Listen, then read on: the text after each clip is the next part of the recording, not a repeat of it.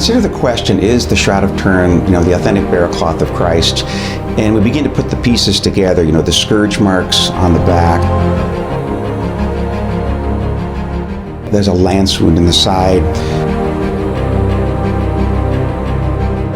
There's a cap of thorns that evidently left wounds on the head, and they seem to fit only one person. History.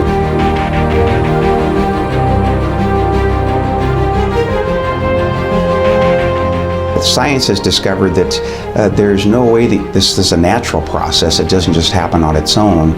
And then at the same time, when we consider that there are some features about the shroud that no artist can duplicate. And when they studied the shroud with more sophisticated technology, they discovered that there was 3D information encoded on that cloth, and so you have raised features. And no other photograph on Earth will give us this image. You can take any picture on the planet, and it does not contain this light intensity information.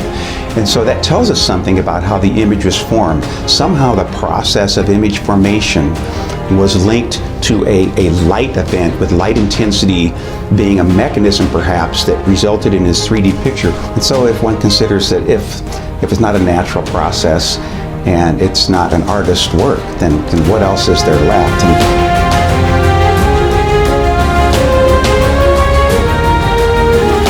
And people can see the evidence for themselves from various branches of forensics, botany, archaeology, historical documents, and photographs as well.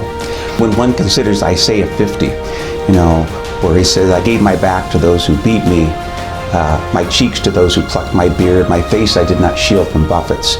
And we see the scourge marks on the back, and the missing part of the beard on the chin of the shroud, and the swollen right cheek. The face of the shroud is a physical manifestation of how that prophecy was fulfilled.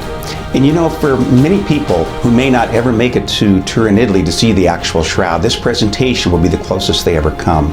We'll have an actual size replica of the shroud. Sometimes people view this as simply a Catholic thing, but the fact is, the resurrection is for everyone, and so the shroud is for everyone, Christian, Jew, or otherwise.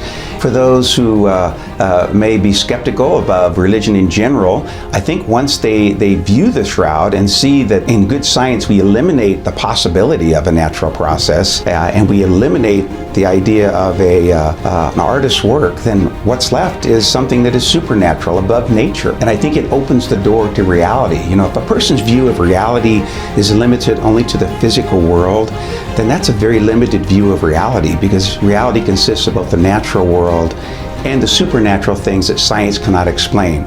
Science cannot prove the resurrection. Science cannot duplicate the resurrection. But that's a shortcoming of science and not the resurrection.